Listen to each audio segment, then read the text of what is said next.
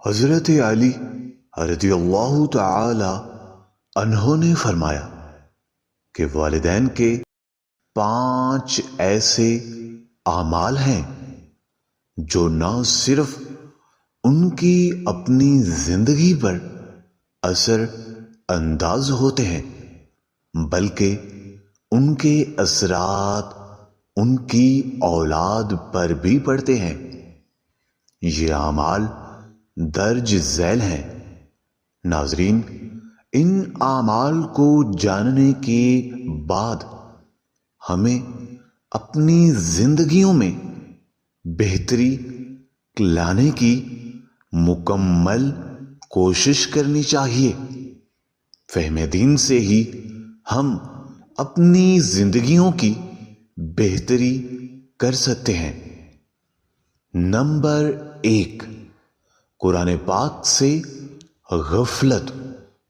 جس گھر میں والدین قرآن پاک کو سمجھنے کے باوجود اس کی تلاوت نہیں کرتے، وہاں اللہ کی ناراضگی نازل ہوتی ہے۔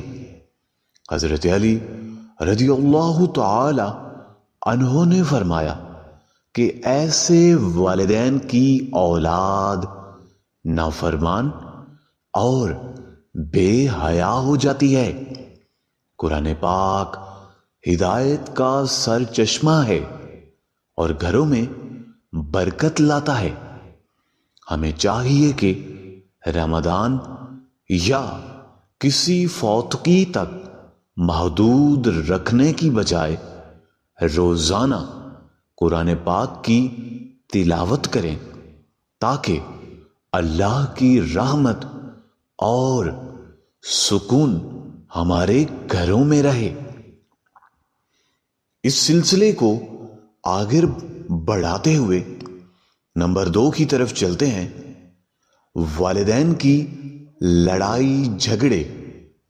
آئے روز ہم دیکھتے ہیں کہ ہر گھر میں لڑائی جھگڑے تو ہوتے ہی رہتے ہیں، لیکن جس گھر میں، جس خاندان میں والدین آپس میں یعنی میاں اور بیوی آپس میں روزانہ لڑائی جھگڑا اور گالم گلوچ کرتے ہیں، وہاں شیطان کا غلبہ ہو جاتا ہے اور فرشتے دور ہو جاتے ہیں۔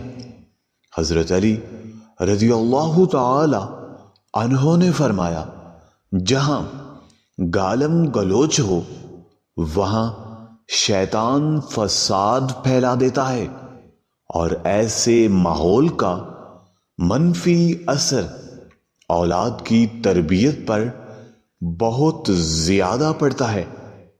والدین کو چاہیے کہ نرمی اور محبت سے پیش آئیں تاکہ اولاد اخلاق اور دینداری سیکھے۔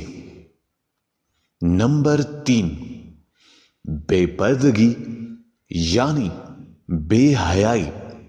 بے حیائی ایک ایسا عمل ہے جو اللہ تبارک و تعالیٰ کی ذات اقدس کو نہایت ہی ناپسند ہے۔ حضرت علی رضی اللہ تعالی عنہ نے فرمایا کہ والدین کی بے پردگی ان کی اولاد کے لیے بیماریوں اور مشکلات کا سبب بنتی ہے۔ حدیث شریف میں ہے کہ پردہ عورت کی جنت کا ضامن ہے۔ جس گھر میں بے پردگی ہو یعنی بے حیائی ہو، وہاں اللہ کی برکت ختم ہو جاتی ہے اور شیطان ان گھروں میں قیام کر لیتا ہے۔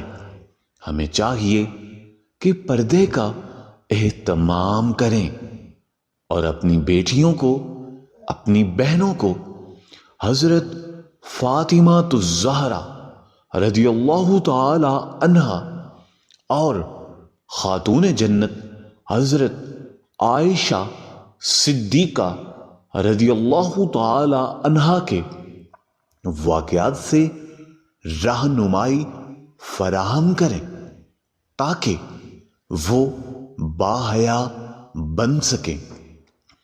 اس سلسلے کو آگے دیکھتے ہوئے نمبر 4 کی طرف چلتے ہیں۔ حلال اور حرام میں فرق نہ کرنا۔ حضرت علی رضی اللہ تعالی عنہ نے فرمایا کہ جو والدین حلال اور حرام کے فرق کو نظر انداز کرتے ہیں ان کی اولاد پر منفی اثرات مرتب ہوتے ہیں۔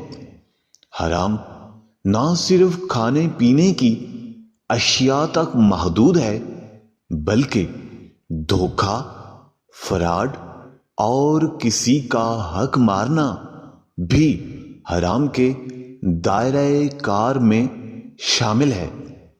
اگر والدین حرام مال سے بچوں کی پرورش کریں تو وہ نافرمانی اور بیماریوں کا شکار ہو جائیں گے۔ ہمیں حلال رزق پر توجہ دینی چاہیے تاکہ ہماری اولاد کی تربیت بہتر ہو سکے۔ آگے چلتے ہوئے نمبر 5 کی طرف چلتے ہیں۔ اس کے ساتھ ساتھ آپ کو یہ بھی بتاتے چلیں کہ یہ وہ چیزیں ہیں کہ جو ہمیں اپنی روزمرہ کی زندگی میں دیکھنی چاہیے اور ان چیزوں کو نظر انداز نہیں کرنا چاہیے، کیونکہ یہی وہ چیزیں ہیں جو ہمیں دین اسلام سکھاتا ہے، اور یہی وہ چیزیں ہیں جو اللہ اور اس کے رسول مقبول صلی اللہ علیہ وآلہ وسلم ہم سے چاہتے ہیں۔ نتیجہ کیا ہے اس کا کہ والدین کو چاہیے کہ اپنے گھروں میں سکون، محبت اور دینی تعلیمات کو عام کریں، قرآن کی تلاوت کریں، اچھے اخلاق کو فروغ دیں اور اپنی بیٹیوں کو نیک خواتین کے واقعات سنائیں تاکہ وہ ان کے نقش و قدم پر چل سکیں۔ اللہ تبارک و تعالی ہمیں اپنی زندگیوں کو دین کے مطابق ڈھالنے کی توفیق عطا فرمائے۔ آمین ثم آمین۔ ناظرین، اگر آپ کو ہماری یہ ویڈیو پسند آئی ہے یا پھر آپ نے ہماری ویڈیو کو مکمل دیکھا ہے تو اینڈ میں اپنی رائے کا اظہار ضرور کیجیے گا۔ اللہ نگہبان۔